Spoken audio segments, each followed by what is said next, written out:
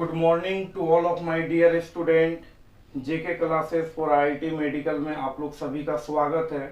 आज हम लोग लेक्चर 10 में बात करेंगे प्रीवियस 8 इयर्स का आईआईटी जेई का पूछा हुआ सारा क्वेश्चन। क्लियर है? और पूरे अलजेब्रा से किस टाइप का क्वेश्चन पूछा जाता है इस पूरे पॉइंट पर बात करेंगे। तो आप एक चीज उठा के देख लीजिए कि अलजेब्रा से 2-3 तरह का क्वेश्चन बार बार पूछा जाता है। जैसे आपको consistent, inconsistent, trivial, non trivial solution, multiply, transpose, ये सब बेसिक पॉइंट आपको क्लियर होना चाहिए। तो थोड़ा सा हम बात करना चाहते हैं। सबसे पहले जो भी हम प्रीवियस लेक्चर डाले हैं, अगर आप उसको नहीं देखे हो तो देखकर अच्छे से एक नोट्स तैयार कर लीजिए, बुक से सोल्व कीजिए और उस सारे पॉइंट को ध्यान में आपको रखना है। ठीक है ना? देखिए, हम आपको 2-3 मिनट शॉर्ट में बता देते हैं कि जब भी आप सबसे पहले मैट्रिक्स में जाते हैं, जो आपका अलजेब्रा का फर्स्ट चैप्टर, तो उसमें मैट्रिक्स का एडिशन, सब्ट्रैक्शन, मल्टीप्लाई जो रो को कॉलम में होता है, ट्रांसपोज जो रो को कॉलम में कर देते हैं, साइमेट्रिक मैट्रिक्स तो जिस मैट्रिक्स का ट्रांसपोज उतना ही आ जाए तो वो साइमेट्रिक होता है। स्क्यू साइमेट्रिक जिसका ट्रांसपोज उतना ही आ जाए नेगेटिव में। ठीक ना? अब बताइए, उसके बाद डिटर्मिनेंट में area of triangle, Cramer's rule. Cramer's rule काफी इंपॉर्टेंट होने वाला है। फिर उसके बाद आइएगा तो इनवर्स ऑफ ए मैट्रिक्स था। फिर सिस्टम ऑफ लीनियर इक्वेशन जिसमें नॉन होमोजीनियस और होमोजीनियस। तो ये सारा पॉइंट आपके ध्यान में है। कुछ बेसिक पॉइंट हम आपको समझाना चाहते हैं क्योंकि ये सबका जरूरत पड़ेगा। जैसे बी डैश, डैश को ट्रांसपोज रीड करते हैं। ए बी डैश अगर दो मैट्रिक्स का मल्टीप्लाई या ट्रांसपोज है तो ये जब अंदर आएगा तो पीछे साइड से लिखाएगा, बैक साइड से, यानी B dash A dash. A into A inverse I हो जाएगा। कोई भी मैट्रिक्स अपने इनवर्स के साथ मल्टीप्लाई होकर आइडेंटिटी मैट्रिक्स देता है, और किसी भी मैट्रिक्स का 2 बार ट्रांसपोज रहेगा तो उतना ही हो जाएगा। ये सब प्रॉपर्टी है, आपको दिमाग में बैठा कर रखना होगा। बाकी एडिशन, सब्ट्रैक्शन, मल्टीप्लाई ये सब तो आप जानते ही हैं। देखिए, आपको कंसिस्टेंट और इनकंसिस्टेंट दिखलाने के लिए क्रेमर्स रूल का यूज कीजिए। क्यों? अगर आप chapter system of linear equation से दिखलाना चाहते हैं कंसिस्टेंट, इनकंसिस्टेंट, तो प्रोसेस लंबा है। पहले तो आपको मैट्रिक्स ए 0 आए, एडजॉइंट ए इंटू बी 0 हो, नोट 0 हो, तो फिर एडजॉइंट ए निकालने का लफड़ा, और जेई मेंस में हम लोग को समय बर्बाद नहीं करना। तो जब भी आपको कंसिस्टेंट, तो क्रेमर्स रूल से कंसिस्टेंट के लिए डी का वैल्यू नोट 0। डी क्या होता है? एक्स वाई जेड का कोफिशिएंट होता है। क्रेमर्स रूल लेक्चर 2 में डाला हुआ, आपको समझ में आ जाएगा, देख लीजिएगा।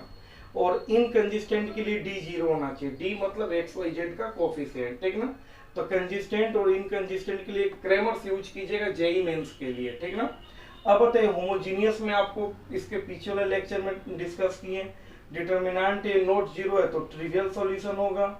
अगर डिटर्मिनेंट ए 0 आ गया तो नॉन ट्रिवियल, जिसको इनफाइनाइट मेनी सॉल्यूशन भी कहते हैं। तो ये ट्रिवियल है तो ये नॉन ट्रिवियल हो जाएगा, जिसको इनफाइनाइट सॉल्यूशन भी कहते हैं। और बताएगा मल्टीप्लाई तो जान रहे हैं। साइमेट्रिक मैट्रिक्स क्या होता है? किसी मैट्रिक्स का ट्रांसपोज उतना ही आ जाए। स्क्यू साइमेट्रिक क्या होता है? ए डैश बराबर माइनस है, ए ट्रांसपोज बराबर माइनस है, ट्रांसपोज नेगेटिव में आ जाए। आई स्क्वायर, आई होता आई मीन्स 1, 1 का स्क्वायर 1। उसी तरह आई क्यूब भी आई होगा। तो ये 10 पॉइंट जो है आपको दिमाग में बैठा लेना है, और सारा क्वेश्चन प्रीवियस ईयर का आईआईटी जेईई का आपको समझ में आएगा। अब हम लोग आते हैं क्वेश्चन पर। चलिए, अब ध्यान दीजिएगा, हम लोग डिस्कस फर्स्ट नंबर क्वेश्चन आपके सामने ले चुके हैं। आज पूरा मजा आने वाला है, और आप लोग सभी को ध्यान रखना है, ये पूरा आईआईटी जेईई अलजेब्रा का, पूरा आईआईटी जेईई में प्रीवियस ईयर का पूछा हुआ क्वेश्चन पर हम लोग डिस्कस करेंगे। क्लियर है? तो ध्यान रखिएगा। क्वेश्चन लिए हैं, इफ ए बराबर एक मैट्रिक्स दिया हुआ है, is a matrix satisfying the equation, जो इस इक्वेशन को सेटिस्फाई कर रहा है, where I is identity matrix 3x3, I 3x3 order का आइडेंटिटी मैट्रिक्स है। Then order pair A comma B is equal to, आपको ए कोमा बी चाहिए। क्लियर है? ये चारों में से कौन सा ऑप्शन सही है? जेईई मेंस 2015 में पूछा हुआ है। पूरे अलजेब्रा से एवरी ईयर एक क्वेश्चन जेईई मेंस में पूछा जाता है। अलजेब्रा के अंदर total 4 chapter, matrix, determinant, inverse और सिस्टम ऑफ लीनियर इक्वेशन, इन चारों चैप्टर पूरे अलजेब्रा के अंदर आता है। और इससे आईआईटी जेईई में एक क्वेश्चन, कभी कभी 2 क्वेश्चन, जनरली एक क्वेश्चन पूछा जाता है। तो 2015 में ये पूछा हुआ क्वेश्चन है। क्लियर है? तो ध्यान रखिएगा, बात को समझिए। सबसे पहले काफ़ी इजी कॉन्सेप्ट है। देखिए ये इक्वेशन आपके पास गिवन है और आपको ए और बी का वैल्यू चाहिए, ठीक है। ध्यान रखिएगा, इक्वेशन क्या दिया हुआ, A into A transpose equal to 9i। A का वैल्यू बताइएगा, पुट कीजिए इधर, क्योंकि आपको ए और बी चाहिए तो बोथ साइड को लेकर चलेंगे। तो ए का वैल्यू है 1 2 2 2 1 माइनस 2 ए 2b। फिर बताइए ए ट्रांसपोज, डायरेक्टली हम करें, ट्रांसपोज मीन्स रो को कॉलम में कर दीजिए। तो बताइए ए का जो रो है उसको उठाकर कॉलम में कीजिए, क्या हो जाएगा 1 2 2 2 1 माइनस 2। इसको भी उसी तरह से लास्ट वाले रो को भी कीजिए ए 2b इक्वल टू 9i। आई का वैल्यू क्या होता है 100, आप लोग को याद होगा 0 1 0 0 0 1। तो 9i, तो 9 से इंटू कर दीजिए उसमें, तो क्या हो जाएगा, डायरेक्टली बोलिए 9 0 0 0 9 0 0 0 9। अब थोड़ा सा ध्यान रखिएगा आप लोग, देखिए आपको ए और बी चाहिए ना, मल्टीप्लाई, दोनों मैट्रिक्स को मल्टीप्लाई करना पड़ेगा, जिसमें रो को कॉलम में करते हैं, लेकिन इस रो को मल्टीप्लाई नहीं करेंगे। क्यों? क्योंकि इसमें ए और बी नहीं है। इस रो को भी मल्टीप्लाई हम लोग नहीं करेंगे क्योंकि समय बर्बाद होगा। हमको तो डायरेक्ट ऑप्शन चाहिए, हमको तो सॉल्व नहीं करना है, तो समय बर्बाद एकदम नहीं करना है। इस रो को भी मल्टीप्लाई मत कीजिए। आपका ए और बी डायरेक्ट थर्ड वाले लाइन में है ना, इसको मल्टीप्लाई कीजिए, यानी फर्स्ट लाइन का भी मल्टीप्लाई नहीं करना है, सेकेंड का भी आपको मल्टीप्लाई नहीं करना है। क्लियर है? समय को बचाना है, डायरेक्ट थर्ड वाले लाइन को कीजिए, आपको पता चलेगा। तो बताइए थर्ड लाइन को लेकर चलेंगे तो थर्ड लाइन में आपको लिखाएगा रो को कॉलम में, फर्स्ट को फर्स्ट ए प्लस सेकेंड को सेकेंड 4, थर्ड एलिमेंट को थर्ड से 2b, फिर इसी से सेकेंड कॉलम में तो बताइएगा फर्स्ट एलिमेंट को फर्स्ट से 2a, सेकेंड को सेकेंड से +2, थर्ड को थर्ड से -2b। फिर इससे थर्ड वाले में करने का कोई ज़रूरत नहीं है क्योंकि हमको समय बर्बाद नहीं करना है। इक्वल टू क्या है 900 090 009। अब बताइएगा कंपेयर कर दीजिए, ऑन कंपेयर तो क्या हो जाएगा, फर्स्ट को फर्स्ट से a + 4 + 2b equal to 0, second को सेकेंड से 2a + 2 - 2b equal to second को सेकेंड से 0। अब यहाँ सिंपल ये कैंसिल हो गया, इधर हो गया 3a + 6 इक्वल टू 0, a का वैल्यू -2, उधर जाएगा डिवाइड करेंगे, put in above then b equal to a -2 डालिए, और -2 जब डालेंगे और +4 तो टोटल +2 उठा के उधर ले जाएंगे, कट जाएगा b -1। तो आपको a, b चाहिए था, तो a का वैल्यू -2, b का -1, यानी कि ऑप्शन नंबर सी आपका सही हो गया। हमको समझाने में 2 से 4 मिनट लग रहा है, अगर आप समझिएगा तो 1 मिनट में बनेगा। एकदम शॉर्ट अपनाना सिर्फ IIT JEE में, क्योंकि एवरी क्वेश्चन 1 से 2 मिनट का एवरेज देना है। सबको समझ में आ गया होगा। अब हम लोग नेक्स्ट क्वेश्चन पर बात करेंगे। ध्यान रखिएगा, अब हम लोग सेकेंड क्वेश्चन लेकर आए हैं जो JEE मेंस 2014 में पूछा गया है। देखिए क्वेश्चन का जो हमको सिर्फ ऑप्शन टिक करना मेंस में, तो जितना शॉर्ट चल सकते हैं, जैसे इसके प्रीवियस क्वेश्चन में दो रो को मल्टीप्लाई नहीं की क्योंकि फायदा नहीं था, डायरेक्ट ए भी आपका थर्ड लाइन में था, इसलिए उसको कर कंपेयर करके की, जितना शॉर्ट आप चल सकते हैं। आइए क्वेश्चन पर आते हैं। क्लियर है? क्वेश्चन है if A is an 3x3 non singular matrix. ठीक है, ए एक 3x3 मैट्रिक्स है such that A transpose dash means transpose बराबर ये गिवन है इक्वेशन, ठीक ना, एंड बी का वैल्यू ये गिवन है A inverse into A transpose. ठीक है, then B dash equal to B dash का वैल्यू क्या होगा, कौन सा ऑप्शन इसका वैल्यू इन चारों में से किस ऑप्शन के बराबर होगा। तो पहले तो आपको निकालना होगा। सबसे पहले क्या चाहिए आपको बताइए, B dash means transpose, B का वैल्यू बताइए। यहाँ से आपको पता है ए इनवर्स ए डैश और बी डैश का वैल्यू, फिर से बी का वैल्यू पुट कीजिए यहाँ से A inverse A dash, B का वैल्यू हुआ, इस पर डैश है, फिर से डैश चढ़ा दिए। देखिए डैश मीन्स ट्रांसपोज, दो मैट्रिक्स का ट्रांसपोज मल्टीप्लाई में है तो ये बैक साइड से लिखाएगा, यानी सबसे पीछे और सबसे फर्स्ट उसके बाद, यानी ए बी का dash B dash A dash होता है, फॉर्मूला है। तो यहाँ पर आप बताइए ये तो ठीक है ए इनवर्स ए डैश, यहाँ पर बताइएगा ये ट्रांसपोज अंदर आएगा तो क्या हो जाएगा, सबसे पहले इसको लिखेंगे बैक साइड, है कि ये दोनों मल्टीप्लाई में, ट्रांसपोज अंदर रहेगा तो बैक साइड से लिखाएगा। तो ये पार्ट पहले लिखाएगा ए डैश का, फिर से डैश, और फिर ये डैश, ये वाला पार्ट लिखाएगा ए इनवर्स का डैश, ठीक ना, उस फॉर्मूला से। पीछे वाला पहले लिखाएगा तो वो जो पार्ट था उस पर डैश चढ़ गया, और इस पार्ट पर भी डैश आपका चढ़ गया, ठीक ना। अब बताइएगा ए inverse A transpose, dash means transpose, 2 bar transpose रहेगा तो आप सिंपल जानते हैं ए हो जाएगा फॉर्मूला से वहाँ पर, और यहाँ लास्ट में आपका है ए इनवर्स का ट्रांसपोज। अब बताइएगा, ध्यान रखिएगा, यहाँ पर देखिए ए ट्रांसपोज इंटू ए का वैल्यू क्या पुट कर सकते हैं, ए ट्रांसपोज इंटू ए का वैल्यू यहाँ से देखिए ये वाला पुट किया जा सकता है, ठीक ना।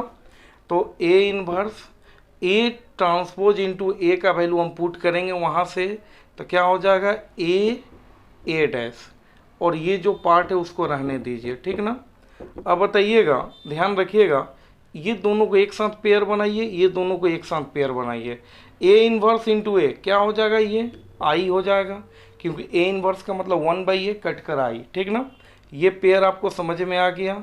अब इस पेयर के बारे में तो सोचिए, ए डैश है और ए इनवर्स का डैश है, इसको नीचे करेंगे, थोड़ा सा इस मीनिंग को यहाँ समझा रहे हैं। ए डैश है और ए इनवर्स का डैश है, ए डैश है और ये बताइएगा 1/a का डैश, ए डैश है, ये डैश अंदर आएगा तो 1 पर कोई दिक्कत नहीं, नीचे में डैश कट जाएगा तो 1 बचेगा, 1 का मतलब आई, तो ये दोनों मिलकर भी आपका आई बन जाएगा, और आई इंटू आई स्क्वायर यानी आई। ऑप्शन नंबर बी आपका करेक्ट है, ठीक ना। आप लोग सभी को समझ में आया होगा, प्रैक्टिस करना है बार बार, बहुत अच्छे तरह से क्लियर होगा। क्वेश्चन हार्ड नहीं होता जेईई मेंस में, कॉन्सेप्ट वाला क्वेश्चन होता, दिमाग लगाना होगा, और जब जेईई मेंस का क्वेश्चन सोल्व कर रहे हैं तो इतना दिमाग तो लगाना ही पड़ेगा। क्लियर है? चलिए नेक्स्ट क्वेश्चन पर बात करेंगे। ध्यान रखिएगा, अब हम आप लोगों के सामने क्वेश्चन नंबर 3 लिए हैं। क्या है क्वेश्चन, इसको अच्छे से समझे। पहले क्वेश्चन है, let P and Q be 3x3 matrices with P not equal to Q, जिसमें पी और क्यू का वैल्यू आपस में बराबर नहीं है, और ये 2 इक्वेशन दिया हुआ, if P cube equal to Q cube और पी स्क्वायर क्यू बराबर क्यू स्क्वायर पी, ठीक ना। और then determine of P square plus Q square is equal to, P square plus Q square का वैल्यू किसके बराबर होगा, इन चारों में से ये आपको कैलकुलेट करना। AI ट्रिपल 2013 में पूछा हुआ है। एक बात को दिमाग में बैठा लीजिए, 2013 में AI ट्रिपल था, उसी का नाम बदलकर जेईई मेंस हो गया 2014 के बाद, ठीक ना। तो ध्यान रखिएगा सभी, इस क्वेश्चन को हम लोग कैसे क्लियर करते हैं थोड़ा सा ध्यान दीजिए। आप बताइए, आपको ये चीज़ निकालना है ना, आपके पास गिवन क्या है, थोड़ा सा आपको एक्स्ट्रा दिमाग लगाना ही पड़ेगा। क्वेश्चन आपके पास मैट्रिक्स गिवन है P cube equal to Q cube और पी स्क्वायर क्यू बराबर क्यू स्क्वायर पी, ठीक है। ज़्यादा कुछ नहीं, दोनों इक्वेशन को सब्ट्रैक्ट कर दीजिए। तो बताइएगा, जब सब्ट्रैक्ट करेंगे तो ये दोनों में से पी स्क्वायर कॉमन हो जाएगा, तो यहाँ पर क्या बचेगा, p माइनस क्यू। उधर से इन दोनों में से क्यू स्क्वायर कॉमन ले लीजिए, तो क्या बचेगा, q माइनस पी। क्लियर? अब बताइएगा p square p minus Q, यहाँ से फिर से माइनस कॉमन लीजिए, तो वहाँ हो जाएगा p माइनस क्यू। ये पॉजिटिव हो जाएगा या नेगेटिव, एक तरफ कर लीजिए, p square p minus q plus Q square p minus q equal to, उधर 0 बचेगा। फिर से बताइएगा, p माइनस क्यू कॉमन हो जाएगा अगेन इन दोनों में से, तो क्या बचेगा, p square plus Q square equal to 0। Clear है? अब ये दोनों ब्रैकेट का मल्टीप्लाई इक्वल टू 0 है, थोड़ा बात को समझिएगा। तो या तो ये ब्रैकेट 0 के बराबर होगा, या तो ये ब्रैकेट 0 के बराबर होगा, या दोनों भी हो सकता है। तो थोड़ा बात को समझिए, ये ब्रैकेट 0 के बराबर नहीं होगा, क्योंकि दोनों का मल्टीप्लाई 0, तो इन दोनों में से कोई एक 0 होगा, ठीक ना, तभी मल्टीप्लाई 0 होगा। ये ब्रैकेट 0 के बराबर क्यों नहीं होगा, क्योंकि जब इसको हम 0 के बराबर करेंगे तो p minus q equal to 0, तो p इक्वल टू क्यू आ जाएगा। लेकिन यहाँ क्वेश्चन में क्या लिखा हुआ, p not equal to q, तो ये ब्रैकेट तो ऑटोमेटिक 0 के बराबर नहीं हो सकता। तो ऑटोमेटिक ये वाला जो ब्रैकेट है ये हो जाएगा आपका 0 के बराबर, तो इसका आंसर नंबर 2। क्लियर है?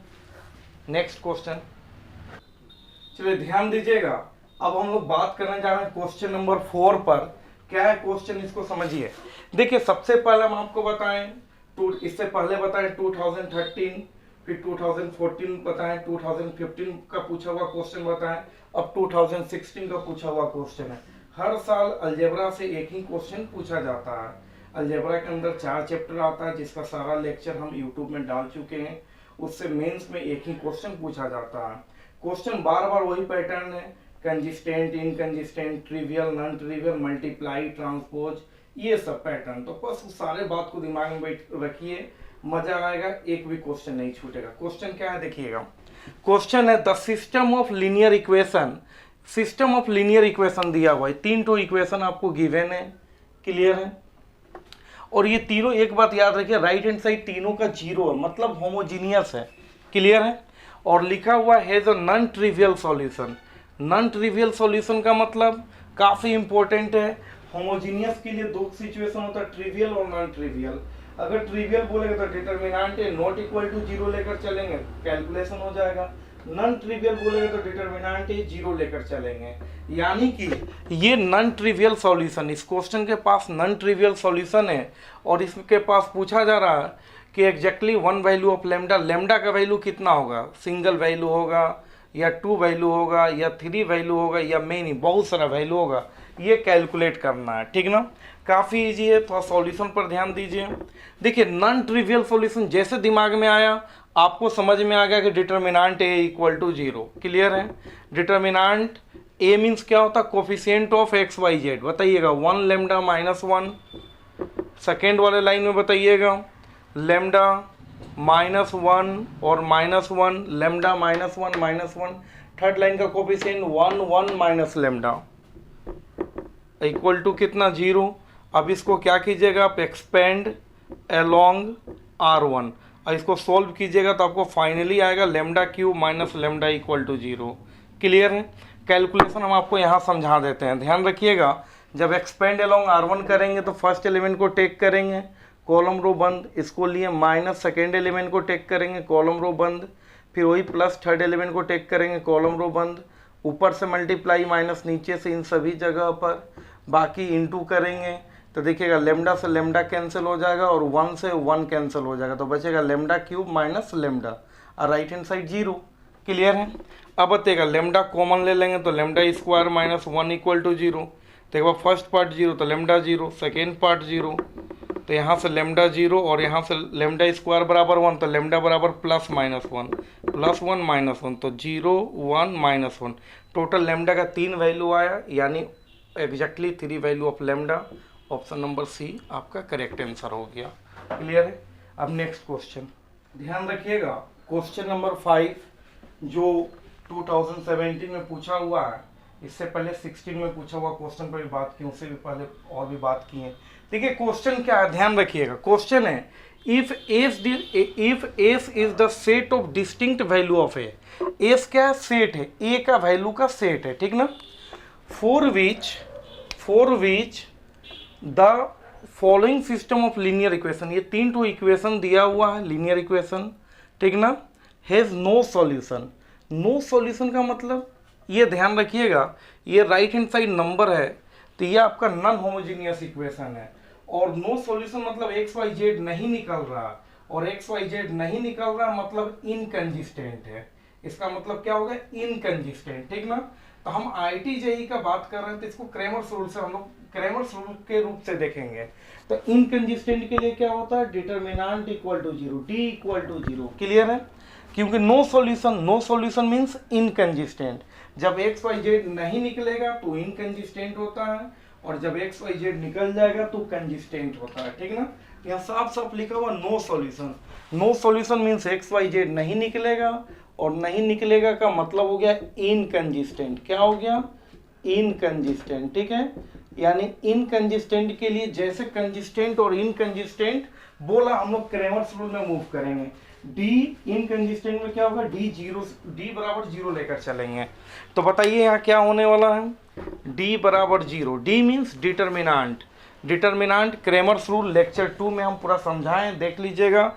D means determinant, X Y Z का कोफिशिएंट बताइए 1 -1 1, सेकेंड लाइन में बताइए 1 A1, थर्ड लाइन में बताइए AB1 इक्वल टू कितना, 0। अब इसको एक्सपेंड कर दीजिए, देखिए क्या आ रहा है वैल्यू, एक्सपेंड अलोंग R1, तो 1 को टेक किए, कॉलम रो हटा दिए, A1 B1 minus second element, -1 को टेक किए, कॉलम रो हटा दिए, 1 1 A1। अब थर्ड एलिमेंट क्या है आपका 1, इसका कॉलम रो बंद कीजिए, 1 A इक्वल टू कितना 0। अब बताएगा 1 ऊपर से मल्टीप्लाई ए, नीचे से b, माइनस माइनस प्लस 1, ऊपर से 1 नीचे से a, उसी तरह से यहाँ 1 ऊपर से मल्टीप्लाई b, नीचे से a स्क्वायर इक्वल टू कितना 0। 1 से इंटू कीजिए a माइनस बी, 1 से इंटू करेंगे इतना, वहाँ भी 1 से इंटू कीजिए, ये पार्ट इक्वल टू 0। अब बताइएगा a से a कैंसिल, b से b cancel, 1 minus a square equal to 0, 1 बराबर a स्क्वायर, यानी a स्क्वायर इक्वल टू 1, तो a बराबर प्लस माइनस 1, प्लस माइनस 1, तो एक प्लस 1 और माइनस 1, तो इम्प्टी सेट नहीं होगा, इनफाइनाइट सेट नहीं होगा, फाइनाइट सेट विथ 2 एलिमेंट, ये ऑप्शन आपका करेक्ट होगा। नेक्स्ट क्वेश्चन, चलिए अब आप लोग ध्यान दीजिए, क्वेश्चन नंबर 6 पर बात कर रहे हैं, जो जेई मेंस 2019 में पूछा गया, 2018 में पूछा हुआ क्वेश्चन 16 के जैसा था, आराम से बन जाएगा। क्लियर है? देखिए क्वेश्चन क्या बोल रहा था सिस्टम ऑफ लीनियर इक्वेशन, ये 3 इक्वेशन दिया हुआ है, देन ये क्या है इनकंसिस्टेंट है, ए का वैल्यू जब ये होगा या यूनिक सॉल्यूशन होगा या इनफिनाइट मेनी सॉल्यूशन होगा या इनकंसिस्टेंट ए इक्वल टू इतना। क्लियर है? तो हमको क्या देखने को मिल रहा है, कंसिस्टेंट और इनकंसिस्टेंट। जब भी कंसिस्टेंट और इनकंसिस्टेंट दिखे तो हम लोग डायरेक्टली क्रेमर्स रूल में जाकर डी कैलकुलेट करेंगे, डी का वैल्यू 0 आएगा तो इनकंसिस्टेंट, 0 नहीं आएगा तो कंसिस्टेंट, तो डी कैलकुलेट कीजिए, सारा आंसर आपके सामने चला आएगा। क्लियर है? तो डी का वैल्यू क्या हो जाएगा बताइएगा, तो डी होता है एक्स वाई जेड का कोफिशिएंट, तो यहाँ पर हो जाएगा 1 1 1 2 3 2 और लास्ट वाले लाइन में हो जाएगा 2 3 a square minus 1, expand along R1। अब इसका वैल्यू क्या आएगा, फर्स्ट एलिमेंट 1 को टेक कीजिए, कॉलम रो हटाइए, 3 2 3 a square minus 1, minus second element 1 को टेक कीजिए, कॉलम रो हटाइए, 2 2 2 a square minus 1, plus third element 1 को टेक कीजिए, कॉलम रो हटाइए, 2 3 2 3 इक्वल 2 3। क्लियर है? कितना हो जाएगा 1 ऊपर से मल्टीप्लाई 3a स्क्वायर माइनस 3, नीचे से माइनस फार्मूला का 6, उसी तरह यहाँ से ऊपर से मल्टीप्लाई कीजिए 2a square minus 2 minus formula का नीचे से 4, उसी तरह यहाँ पर 6 माइनस 6। क्लियर है? अब क्या हो जाएगा सिचुएशन आपका, 1 से इंटू कीजिए 3a स्क्वायर और 369 इंटू करेंगे तो उतना ही होगा, माइनस 1 से इंटू कीजिए minus 2a square, minus 2 minus 4 minus 6 into करेंगे तो प्लस 6, और वहाँ पर तो फाइनली 6 में से 6 गया 0, तो ये हो गया 3a स्क्वायर में से 2a स्क्वायर चला गया, a स्क्वायर माइनस 3। अब बात समझिएगा, d का वैल्यू इतना है, अगर सोचिए इस d का वैल्यू को हम 0 से बराबर कर दें तो क्या हो जाएगा, a स्क्वायर बराबर 3, तो a का वैल्यू आ जाएगा आपका प्लस माइनस √3, यानी कि जब d को हम 0 से बराबर किए तो वो सिचुएशन कहलाएगा इनकंसिस्टेंट और a का वैल्यू मिला प्लस माइनस √3। तो ऑप्शन देखिएगा, इनकंसिस्टेंट, इनकंसिस्टेंट a बराबर 4, ये तो कैंसिल हो गया। यहाँ पर देखिए यूनिक और इनफिनाइट, कंसिस्टेंट को इंडिकेट करता है तो मेरा तो d 0 से लेके चले हैं, तो इनकंसिस्टेंट में ये ऑप्शन को रीड कीजिए, इनकंसिस्टेंट व्हेन a बराबर इतना, तो ये ऑप्शन नंबर 4 आपका सही आंसर हो गया। तो इस तरह से 2019 का भी पूछा हुआ क्वेश्चन पर बात हो गया, 2020 का तो एग्जाम होगा आपका। क्लियर है? तो आप लोग को हम उम्मीद करेंगे कि ये IIT JEE में पूछा हुआ सारा क्वेश्चन समझ में आया होगा, और आपको इसी तरह से वर्क करना, मन लगाकर मेहनत करना, और वीडियो को जितना आप लोग शेयर कर सकते हैं कीजिए, और चैनल को सब्सक्राइब जरूर कर दीजिएगा। तो थैंक यू, मेहनत करते रहिए।